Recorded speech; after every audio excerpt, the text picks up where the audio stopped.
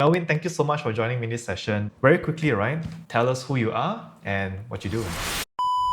We're talking about building brands internationally, and one such company here is RPG Commerce.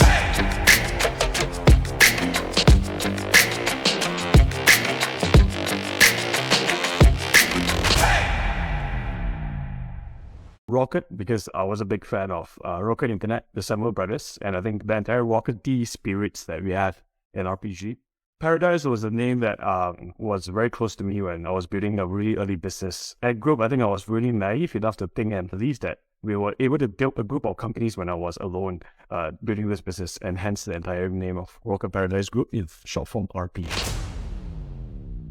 I spent about almost 7-8 years abroad. I've always been in digital marketing. I started off digital marketing in very, very early days. That was 2013 and 2014 when there was no Facebook ads. I started off with affiliate marketing, very black hat affiliate marketing. And then I started learning about selling things online, and that's how I went to dropshipping. And we were lucky that, dropshipping was much easier back then. The CPCs and CPMs were way cheaper back then. Conversations were way higher, competition was lesser. 2018, we realized that, dropshipping was challenging, really, really tough. Facebook were cracking us, PayPal, every single person that was going after us, right? And that's why we pivoted into building consumer brands. So I run a company called RPG Commerce. We build direct consumer brands globally from here in Malaysia. Team is all in Malaysia. We're about 100 over people based in Uptown. And we have 30 over plus retail locations today that is owned directly by us.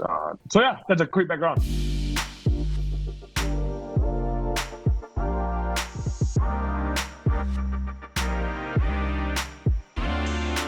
Bring me back to when you did Black Hat Internet Marketing, because I wouldn't say I had much to do that time as well, but I kind of started dabbling into digital marketing then as well, when digital marketing was known as internet marketing instead of digital marketing. What did you sell or offer during the Black Hat marketing days? So we saw a lot of great products, right? Like your slimming pills, slimming products. We call it the grayish product, right? Because I don't know if people that have been in internet marketing long enough, they've come across Warrior Forum. So I started off learning and buying all these $1 courses, and then they will upsell you a ton of other things along the way. And then I started learning about getting really cheap, junky traffics and building landing pages that drive all these traffics over, and sort of try to convert them on a free offer, and then eventually try to upsell them a ton after that. And I realized that I was really intrigued and fascinated about convincing people. Copywriting was a big player of hacking into the entire psychological behavior of what consumers want to see, want to hear, and want to touch. Those things are very digital, as in you don't have to fulfill a physical order, right? It's just all done digitally.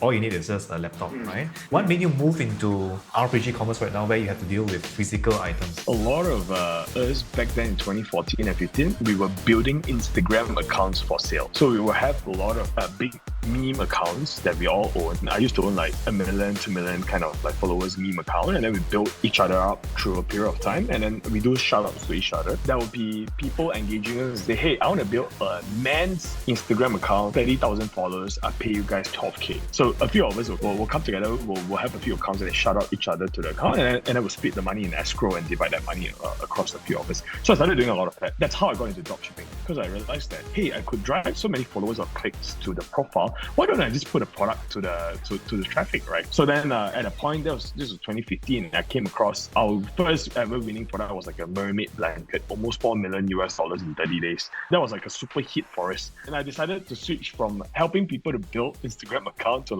no, heck no, I'm going to pay these guys to drive traffic to my product. Overnight, right, we were driving really crazy amount of sales. It was a $6-figure a day kind of sales that we were driving, right?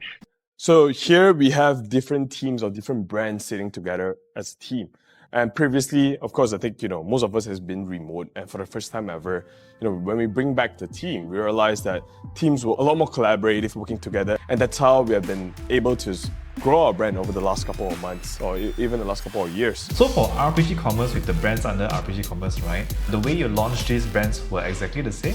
We do a lot of performance creative testing on the back of it. But of course, I think we have evolved a lot today. We were strictly 100% online business 2 years ago. I think in post-COVID, everyone experienced the downturn as a consumer or e-com consumer player. We were down by 30-40%, I think, overnight, right? And the only way that we had a solution was that we had to go omnichannel. But we didn't know how to do omnichannel. We didn't know how to get into doors, how to get into Macy's, Walmarts, and all these players, right? We didn't know how to do it. So we started figuring it out, and then obviously that sort of shifted and changed over the last 2 years that we became a bit more omni player right now rather than a pure online sort of play. Now let me show you guys where the magic happens. About 50% of our headcount in the office sits over here. We have people from the growth, creative, acquisition, production teams are all sitting right here. So we shoot all our videos, content, and everything's in-house. And this is where our video editors, videographers, and everyone sits here. And it says editing in progress, but I don't know where's these guys right now. If I were to be someone who wants to start a D2C brand, sell something online, right? Would you still recommend me to go through to influencers and all the people who have a huge following on social media, or what would be your strategy to getting the brand off the ground?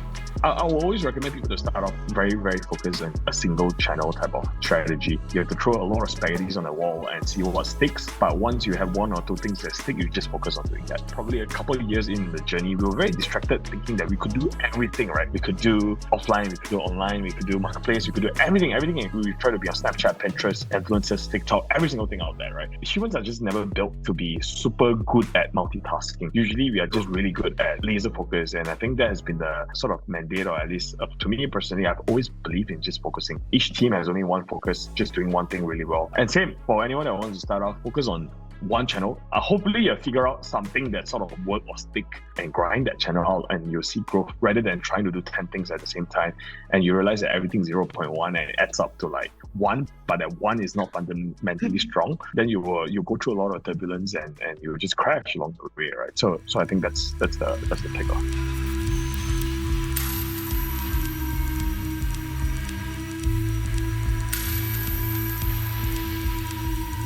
Now the whole buzz things is into AI and all that, right? How much has AI and generative AI took an impact in your business activities, marketing, and the overall business? Yeah, no, definitely. I think the big part is definitely on the creative and the performance. Probably at the peak, we used to have like 6 copywriters that sits in our office and just do copywriting work. Today, I believe one copywriter. One for all the brands. And for all the brands. And of course, because we had a lot of help, as basic as ChatGPT, Pencil AI, and all these tools that we used out there that sort of help us to spin out. They work at like milliseconds, right? As opposed to like a creative copywriter would be like, oh, I don't feel it yet. Give me another day to get it done. No discriminations on creative people and all, but it's just that human element that sort of slow things down, and it becomes a lot of inefficiency, right? And that affects culture, that affects people, that affects everything. Trying to be as efficient as possible. At the peak, my office is about 168 people at the peak. Today, we're down to we cut about 50%, less than 50%, 40% into our headcount. From the peak to now, we are about 100 people in the office, but we have doubled our revenue ever since, right? That's the efficiency that we were all talking about, in the year of 2022 and 2023, there are so many companies that go through the year of efficiency, which is like being lean and mean at the same time. So we also had to go through that and just sort of get stronger in our own ways. Yeah. The way I see it from the outside person, right? RPG Commerce is very marketing focused and strong company, right? How was your company and teams structured like? We have a creative arm, like an agency on their own, and then they serve the brands internally. I mean, personally, I learned that the goal is to build an organization at our size and to go beyond. I wanted every leader to become a P&L owner, because by the time they become a P&L owner, only to be fully vested and has the full interest, top line and bottom line at the same time. Back then, it was all shared, so there was no fine line or boundaries about there could be team that will spend a lot of time on a brand that doesn't even churn any money, but they love it. It brings no ROI at all, right? It's good for the people that are like, I'm very interested in working on this. Oh my God, I'm so inspired by this and that. It brings no ROI. I think that's where we started to shift into a bit more like building pods of agencies, and then of course there's a central team that supports everyone, and the central team cost is being shared by each of the entity. And all these brands are of course run by the brand managers, and these brand managers are also the P&L holder for the brand, but at the same time they are also incurring the cost of the services that they engage, all the way from CS to finance to HR to everything. And so then we built like an ecosystem, and also it's less management, meaning that I don't have to manage. I only had to manage that business unit head and sort of report to me. Have you had any problems like looking for talents? It depends on what kind of talents. I think here in Malaysia, we have a lot of creative talents. We also have a lot of brand talents here in Malaysia because we are built in an environment where there's a lot of big retailers in the market, right? That have been around for a long, long time, but very old school retailers that really know how to do trade marketing, that really really know how to do on-ground activations and all this sort of thing, which is like the old school way of doing things. But then we come from a digital background, right? So hence we understand digital very well, but we don't understand the other side of the world very well. So there's plenty of talents like that. We think it's okay lah. I mean, not that we are going to hire another 100 people in the next 12 months, right? Not really. We're back to aggressive mode of hiring again after what we went through in 2022. But 2023 was a great growth year. 2024 seems like going to be even a stronger year as well. So I think we will back. Well, I mean, we're back in the market, but then we're also quite conservative. And I don't believe in that growing revenue has to come with growing headcount. If you had to start everything again, right, from the beginning, what would you do differently? Honestly speaking, I'll be more focused. I'm 30 this year, right? I think I started this when I was like 24. I think I'm still young, but at the same time, I feel that when you're much younger, I was a lot more kanchong. I wanted to try every single thing out there. I wanted to talk to every single person out there, and you just realize that over a period of time, you spread yourself too thin, and everything is like half full or half empty, right? But you spend years trying to do that. So if I were to do everything again, I would just be laser focused at one thing. And I believe that now that 10 years being an entrepreneur, I felt that the advice that I always say is that just be laser focused. You will see outcome through time, and time will prove. As long as you put in the effort, it will prove the outcome. Like, what would you ask entrepreneurs to do these days? Like, delegate the work off?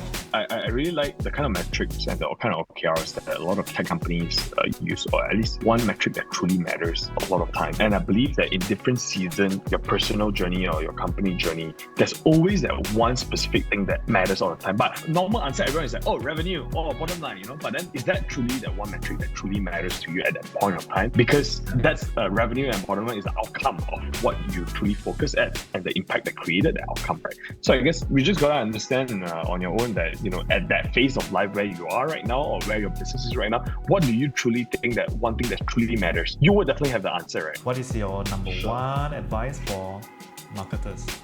Marketers are always very distracted by shiny objects. Yeah. Oh, this thing is coming out. Oh, that thing is like, it's like the crypto craze right now, right? It's a bull market. Everyone is jumping in it. Don't be distracted by shiny objects. Be very clear what works for you and just focus the hell out of it. But of course, certain times that if you focus on the wrong thing, then too bad lah. You jalat lah. You focus on the wrong thing. Just don't be distracted by shiny objects out there. Very well said. Thank you, Melvin, for the very insightful chat. problem.